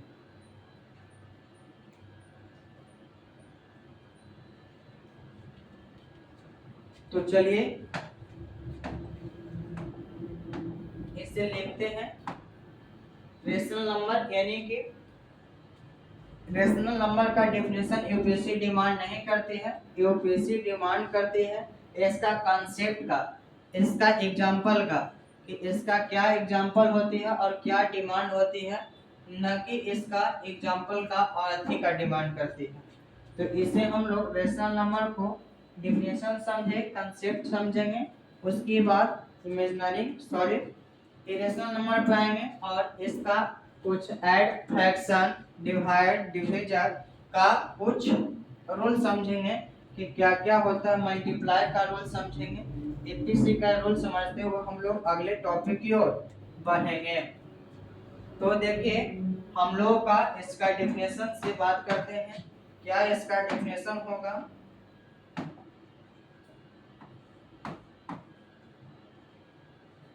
तो वैसी संख्या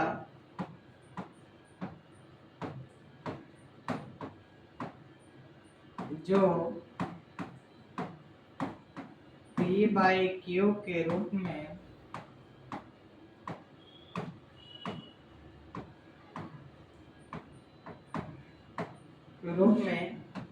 लिखा जाए, जहां p और q एक पूर्णांक हो।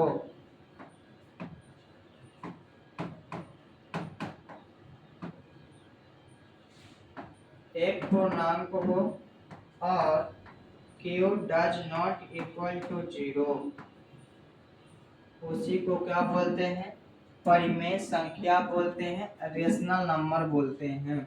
वैसी संख्या जो p बाई क्यू के रूप में लिखा जाए, जहाँ p और q एक प्रकार का पूर्णांक हो और q does not equal to 0 होनी चाहिए।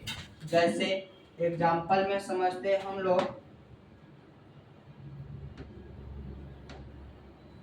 चलिए एग्जाम्पल में समझते हैं। का एग्जाम्पल ले लेते हैं, 2 ले लेते हैं, 4/3 ले लेते हैं, -5/7 ले लेते हैं, √25 ले लेते हैं, √16/√1 ले लेते हैं, डॉट डॉट डॉट 80 से। अगर पूर्णांक में पॉइंट पूछे जाए कि 2.5/2 कौन सी संख्या थी, उसको हटाएंगे तो हम लोग का नॉर्मली आ जाएगा 25/20। इसको काटेंगे तो आ जाएगा 5/4, जो हम लोग का एक प्रकार का परिमेय संख्या ही है। तो आई होप कि आप लोग यहाँ तक समझ में आएंगे। आप इसे कॉपीराइट कीजिए, फिर आगे हम लोग बढ़ेंगे। और कुछ अगर टाइम बचे तो कुछ प्रश्न की भी चर्चा की जाएगी आज।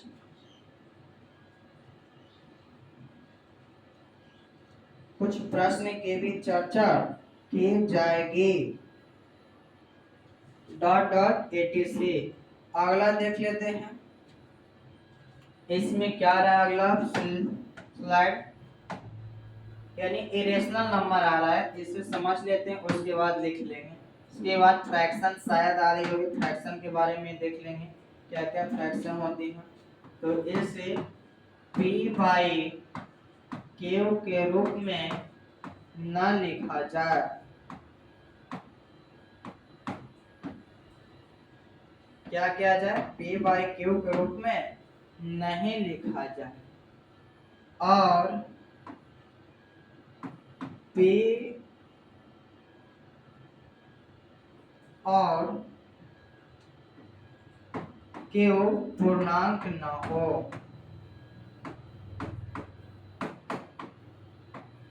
पूर्णांक न हो तो इरेशनल नंबर कहलाता है। वैसी संख्या जिसे p/q के रूप में न लिखा जाए तथा p और q एक प्रकार का पूर्णांक न हो, इरेशनल नंबर कहलाता है।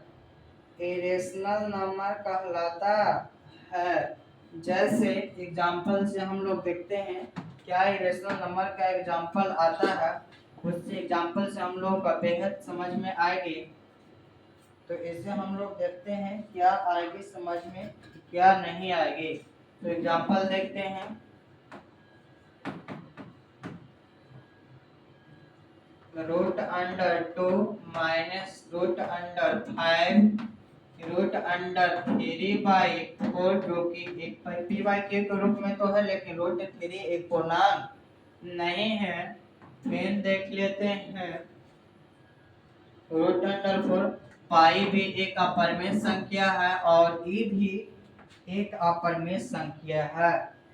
डॉट डॉट 80 से आप देख लेते हैं क्या बात है। फिर देख लीजिए एग्जाम्पल में और प्लस करके 2 माइनस √3 2 गुने √5 3 प्लस √7 डॉट डॉट 80 से एक प्रकार का अपरिमेय संख्या ही है, इरेशनल नंबर ही है। तो एक पाई और ई भी एक प्रकार का अपरिमेय संख्या ही है। पाई का मान देख लीजिए, पाई का मान 2 3 आते हैं। पाई का मान एक होता है 22/7 या 3.14। एक नॉर्मली हम लोग यूज करते हैं। इससे एग्जैक्ट मान पाई का पाई बराबर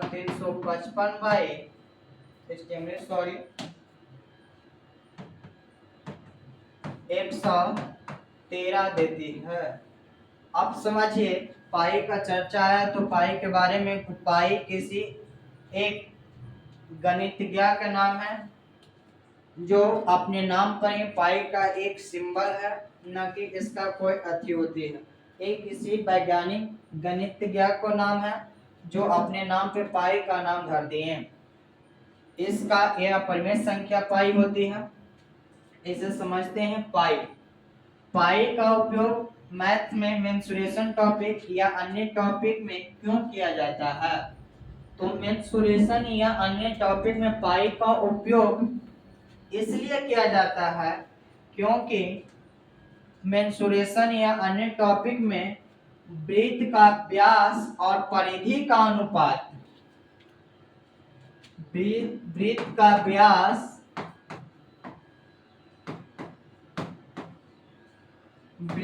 व्यास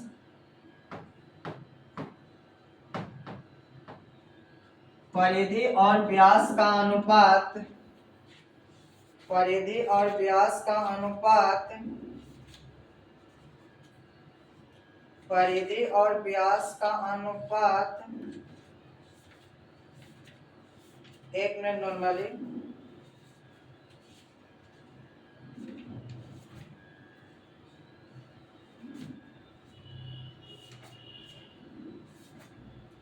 परिधि और व्यास का अनुपात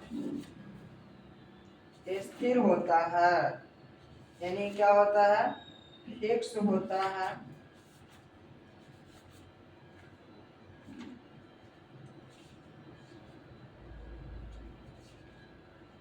परिधि और व्यास का अनुपात फिक्स होता है। पाई का प्रयोग मेंसुरेशन में इसलिए करते हैं क्योंकि किसी भी वृत्त का परिधि एवं व्यास का अनुपात, फिर से सुनिए, पाई का प्रयोग मेंसुरेशन में इसलिए करते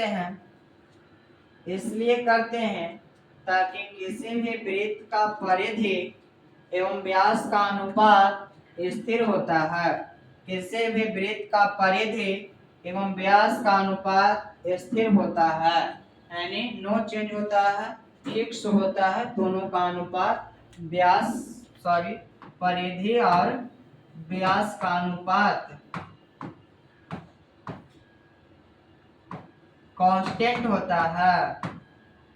कांस्टेंट अनुपात स्थिर होता है, फिक्स होता है। अगले टॉपिक की ओर हम लोग बढ़ लेते हैं। अगला टॉपिक फ्रैक्शन यानी कि विहीन आ गया हम लोग का। कौन सा टॉपिक आ गया? विहीन आ गया। तो विहीन पे हम लोग चर्चा कर लेते हैं।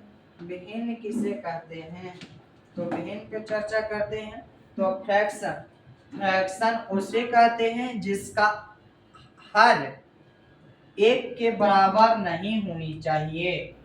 यानी कि एक अगर है तो उसे परिमेय संख्या तो बोलेंगे, लेकिन भिन्न संख्या नहीं बोलेंगे। अगर कोई पूछे कि 2, 5, 7 कौन सी संख्या, तो बोलना परिमेय संख्या है, इसे हम भिन्न संख्या नहीं बोलेंगे क्योंकि इसका अंश तो एक से बड़ा है लेकिन हर एक के बराबर है। जिसका हर एक के बराबर होता है उसे हम लोग परिमेय संख्या नहीं बोलते हैं। यानी कि अंश भिन्न संख्या बोलने के लिए हर का मान हर का मान 1 से बड़ा होनी चाहिए। किससे बड़ा होनी चाहिए? 1 से। यानी कि हर का मान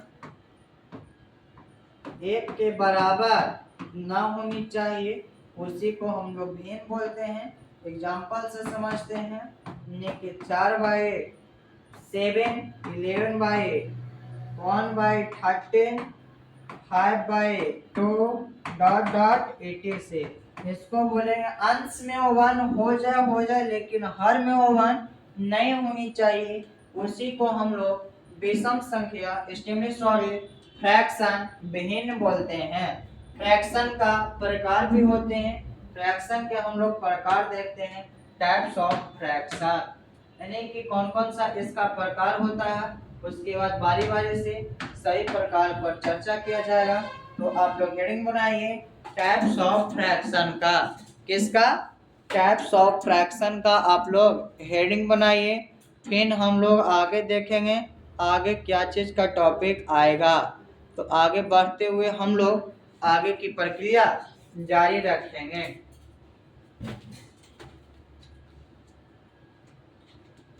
टाइप्स ऑफ फ्रैक्शन किस पे हम लोग बात करेंगे? टाइप्स ऑफ फ्रैक्शन पे, यानी कि फ्रैक्शन के कितने प्रकार होते हैं। तो देख लेते हैं फ्रैक्शन के कितने प्रकार हैं। चलिए, मुख्यतः फ्रैक्शन के दो ही प्रकार होते हैं, लेकिन हम लोग 3 प्रकार की गणना करते हैं। पहला होता है प्रॉपर फ्रैक्शन, दूसरा होता है हम लोगों का इम्प्रॉपर फ्रैक्शन,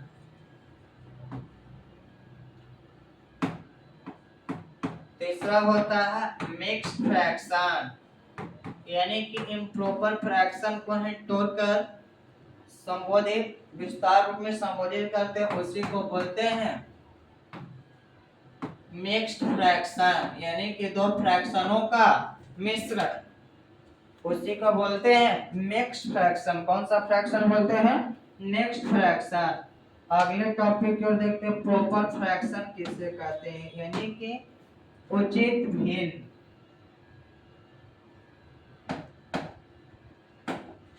उचित भिन्न कहने का मतलब इसे समझिए पहले कि P होगा, P बाई Q के रूप में तो भिन्न लिखा है।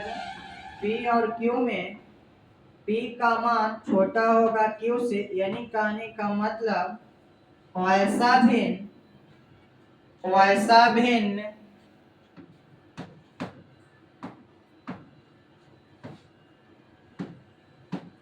जिसमें अंश का मान हर से छोटा होनी चाहिए। वैसा भिन्न जिसमें अंश का मान हर से छोटा होना चाहिए। क्या होना चाहिए? छोटा होना चाहिए। एग्जाम्पल से समझते हैं कैसा भिन्न होगा। एग्जाम्पल से समझते हैं 4/5, 3/7, 11/30,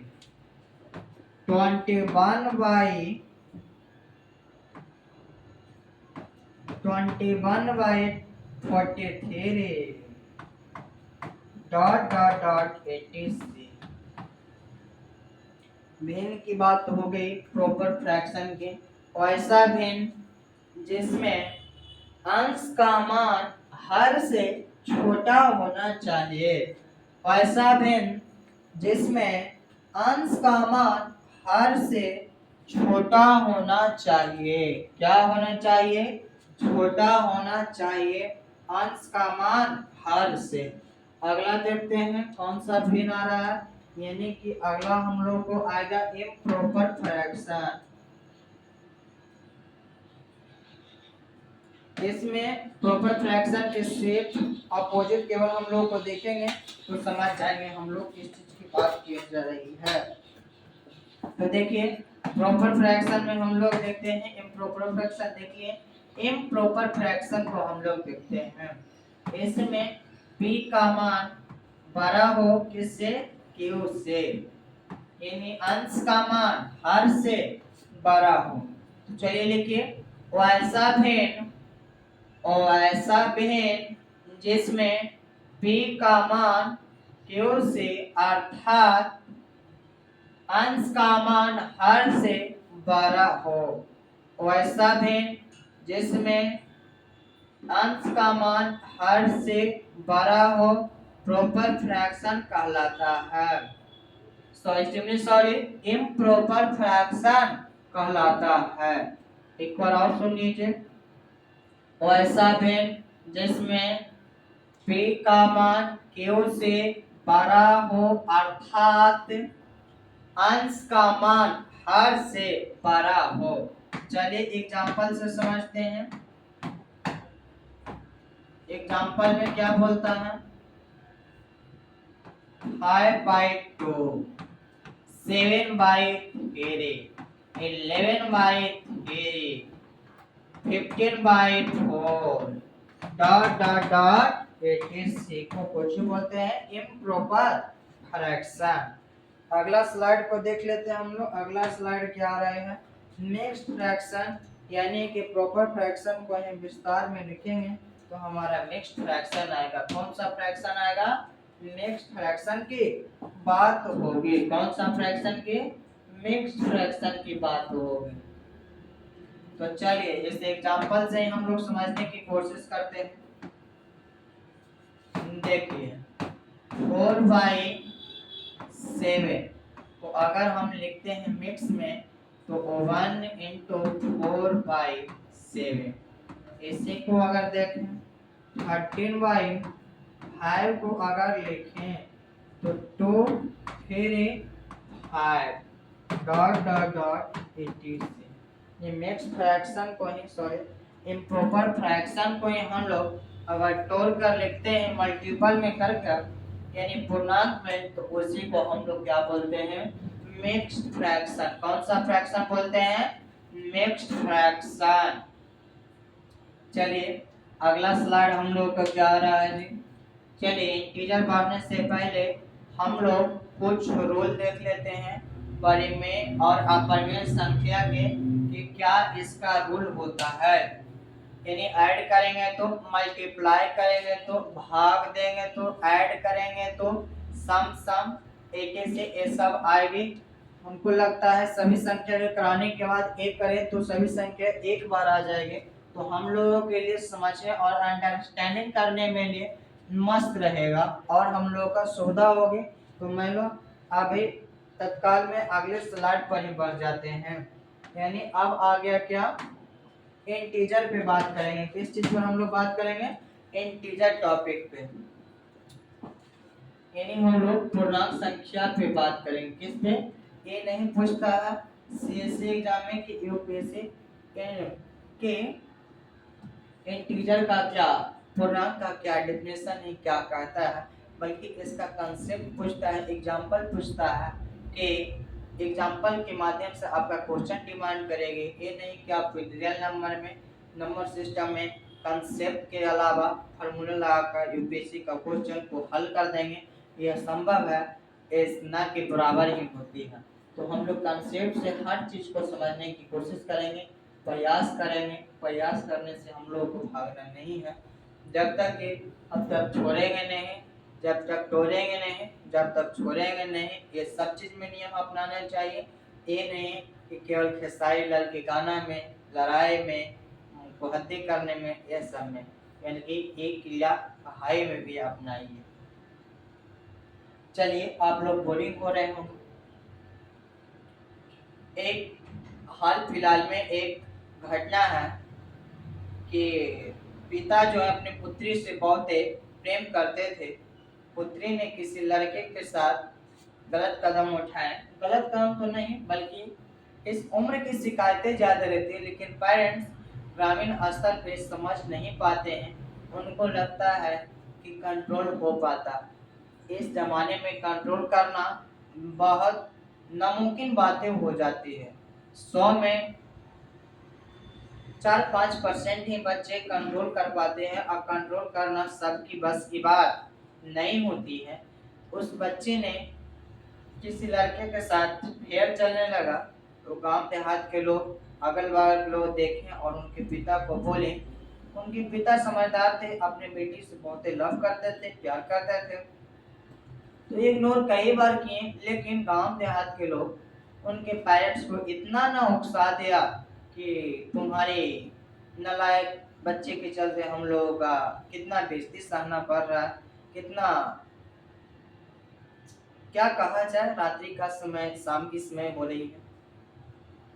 तो अंत में उस पिता ने अपनी ही बेटी को प्यार करती थी उतना और गले घोटकर मार दी।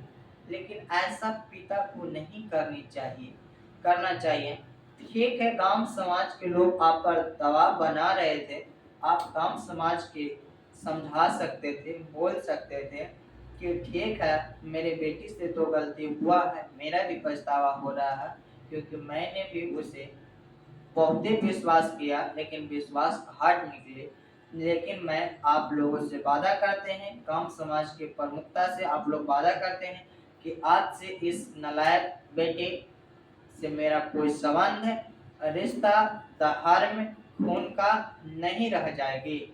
लेकिन ऐसा पेरेंट 100 में 10 पेरेंट समझदार कर पाते हैं, बाकी कम समाज के तनाव से अपनी बेइज्जती झेल नहीं पाते हैं और गलत डिसीजन ले लेते हैं।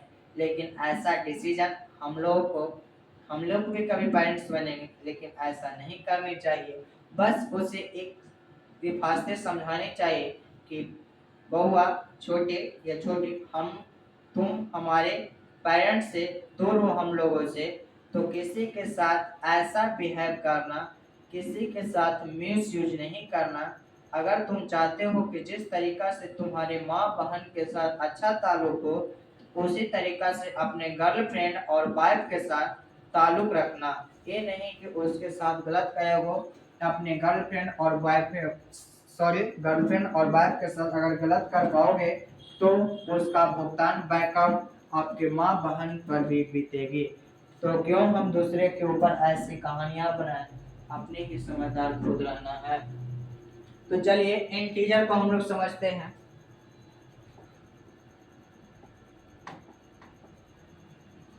चलिए इंटीजर शून्य सहित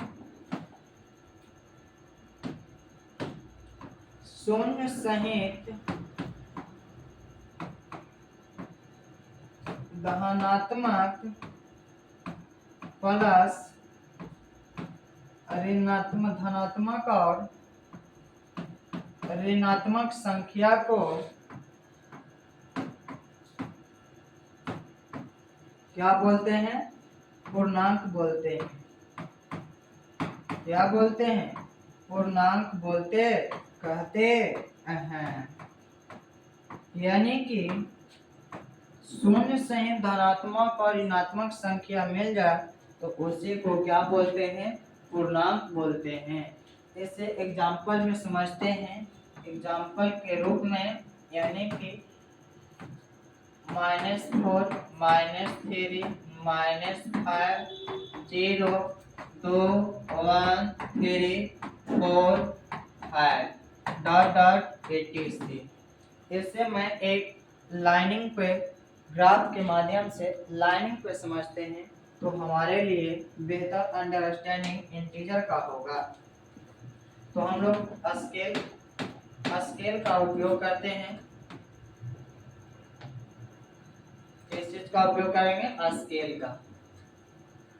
चलिए हम लोग पॉइंट ले लेते हैं।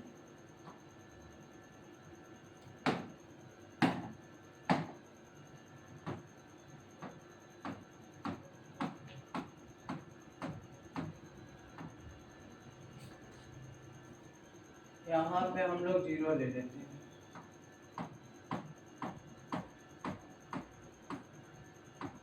चलिए अब इसे डिनोट कर लेते हैं। 1, 2, 3, 4, 5, 6, 7, 8, 9। इसे अलग कलर शीट कर लेते हैं। 1, 2, 3, 4, 5, 6, 7, 8, एक और ले लेते हैं 9। इससे हम लोग राइट में पॉजिटिव,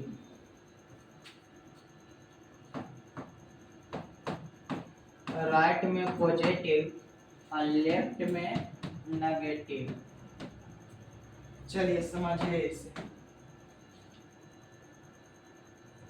यानी एक लाइनिंग के माध्यम से इसे समझते हैं, स्केल के माध्यम से पॉजिटिव और नेगेटिव इंटीजर का, तो इसे बोलते हैं पॉजिटिव इंटीजर। यानी कि 0 से दाएं तरफ वाले जो लाइनिंग पे सजा है उसे बोलते हैं पॉजिटिव इंटीजर। क्या बोलते हैं? Positive integer. और 0 से बाएं तरफ को क्या बोलते हैं हम लोग? Negative integer. क्या बोलते हैं? Negative integer. नेगेटिव इंटीजर 3 प्रकार के नॉर्मली होते हैं: पॉजिटिव इंटीजर, नेगेटिव इंटीजर और 0। इसी को अगर हम कंबाइन कर दें तो एक नेगेटिव और होल आ जाता है, तो होल में पॉजिटिव इंटीजर और 0 भी शामिल हो जाते हैं। तो आई होप कि आप लोग इंटीजर की अंडरस्टैंडिंग आप लोग की अच्छी होगी। अगले स्लाइड पे हम लोग बढ़ जाते हैं। नेगेटिव इंटीजर की बात कर लेते हैं।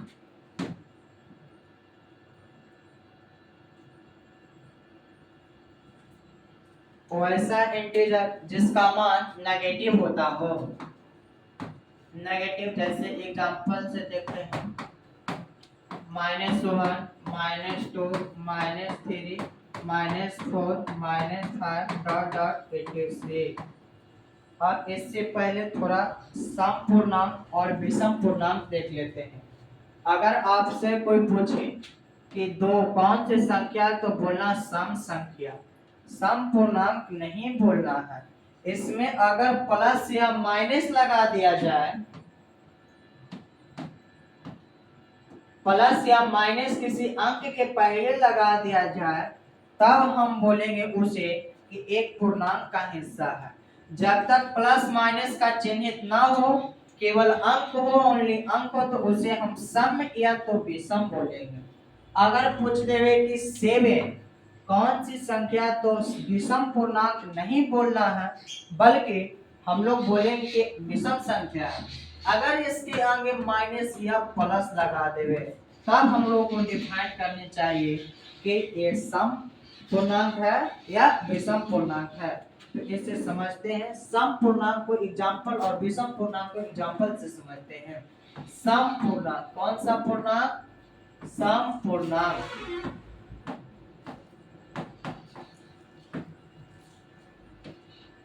सम पूर्णांक को एग्जांपल से समझते हैं। +-2 +-4 +-6 डॉट डॉट 86। इसी तरीका से विषम पूर्णांक को समझते हैं।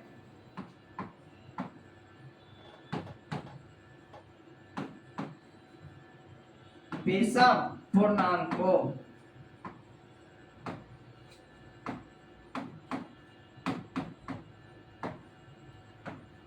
विषम पूर्णांक को समझते हैं। तो +-1 +-3 +-5 डॉट डॉट 86, इसी को बोलते हैं विषम पूर्णांक। आई होप कि सम, विषम और सम पूर्णांक और विषम पूर्णांक में आप डिफाइन कर पाएंगे, इतनी अच्छी और बेहतरीन तरीके से बताने के बाद। चलिए अगला टॉपिक हम लोगों का क्या रहा है? Whole number. कौन सी संख्या रहा? होल नंबर, यानी कि हम लोगों का पूर्ण संख्या की बात करेंगे। कौन सी संख्या का? पूर्ण संख्या का। कौन सी संख्या? पूर्ण संख्या। चलिए तो इसे हम लोग पहले सुनते हैं, फिर लिखेंगे। शून्य सहित गिनती की सभी संख्या को क्या बोलेंगे? होल नंबर बोलेंगे। शून्य सहित, लोगों ने, काफी सारे टीचर ने लो टू हाई पढ़ाते, हम हाई टू लो पढ़ाते हैं, क्या दिक्कत है? पढ़ते भी पढ़ाते हैं। चलिए पूर्ण संख्या हाई टू लो हम लोग चलते हैं। तो पूर्ण संख्या कैसे होती है? शून्य सहित 0 प्लस गिनती की सभी संख्या को ही, गिनती की संख्या को हम लोग क्या बोलते हैं? होल नंबर बोलते हैं। एग्जाम्पल से समझिए, एग्जाम्पल से समझिए।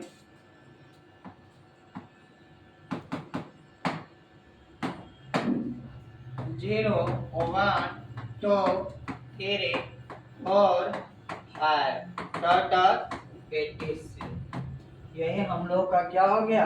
Whole number. अब होल नंबर भी दो प्रकार के होते हैं। कौन कौन सा होता है भाई? इसे भी देख लिया जाए। एक होता है नेचुरल नंबर, प्राकृत संख्या।